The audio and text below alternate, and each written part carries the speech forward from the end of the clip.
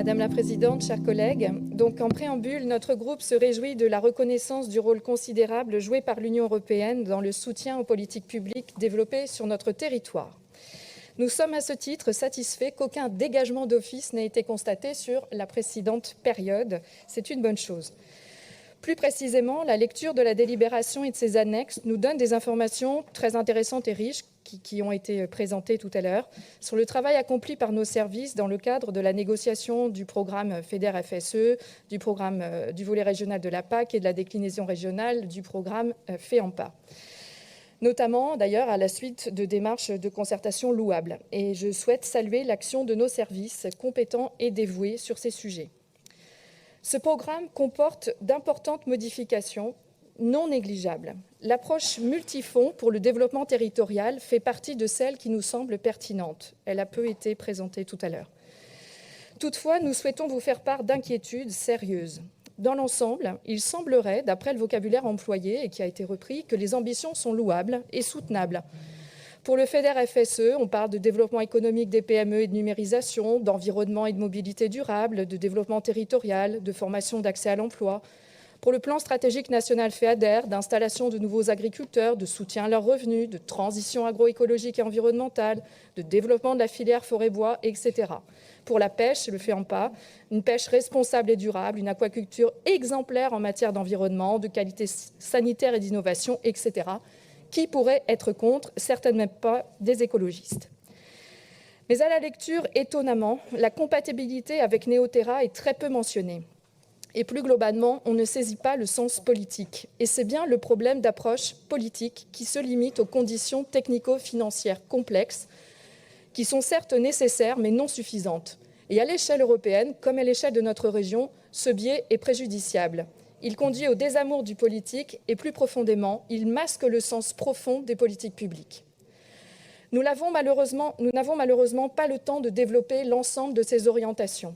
C'est bien dommage quand il s'agit de l'attribution de près de 900 millions d'euros et nous avons tant à dire sur les sujets du développement rural, sur les nouvelles formes de gouvernance territoriale ou sur l'économie et l'emploi. Nous commenterons surtout le plan stratégique national puisqu'il s'agit d'un changement majeur à fort impact environnemental sur la biodiversité et le changement climatique et qu'il concerne donc très fortement notre région. Cette renationalisation des politiques agricoles ne nous semble pas un bon signal puisqu'elle aggrave la concurrence entre les agriculteurs européens, profitant encore et toujours aux mieux-disants, c'est-à-dire les plus grandes exploitations et les plus résistantes financièrement, au détriment des petites. Nous déplorons également que le plan stratégique national s'inscrive dans la continuité de la PAC en cours, à l'heure où la part des émissions françaises pour l'agriculture et l'élevage représente 20% de nos émissions de gaz à effet de serre et où nos objectifs consistent à diminuer nos émissions de 40% d'ici 2030. Le pacte vert a donc été exclu de cette nouvelle PAC. Je rappelle ses composantes, 20% de réduction des fertilisants, 10% des zones converties en zones à haute biodiversité, 50% de réduction d'antibiotiques, 50% de réduction de pesticides, 25% de la SAU en agriculture biologique. Le risque donc pour notre Nouvelle-Aquitaine est majeur étant donné la place de l'agriculture et de l'élevage et des enjeux environnementaux qui lui sont associés. Nous sommes également consternés par l'arrêt des aides pour les agriculteurs déjà installés en bio, qui risque d'entraîner une fragilisation de cette agriculture, la seule qui soit aujourd'hui vraiment vertueuse. À l'inverse, la mention récurrente que nous avons revue tout à l'heure de la mention HVE, cette mascarade environnementale qui nous permet de contourner tous les engagements écologiques en se faisant passer pour vertueux auprès des consommateurs, relève d'une stratégie de pur greenwashing. Nous dénonçons également les caractéristiques floues de l'éco-régime qui ne repose pas sur des critères objectifs allant dans le sens d'une meilleure prise en compte environnementale.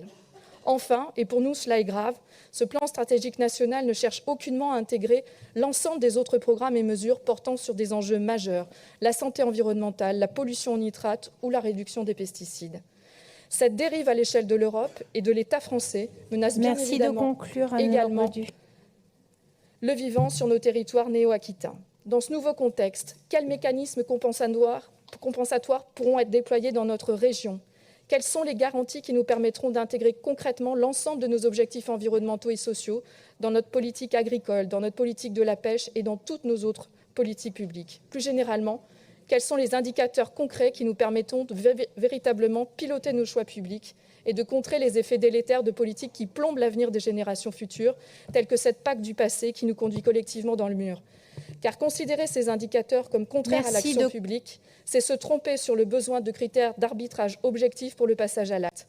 Aujourd'hui, malgré la démarche d'origine louable de Néoterra, ces garanties et ces indicateurs, nous ne les voyons pas. Je vous remercie.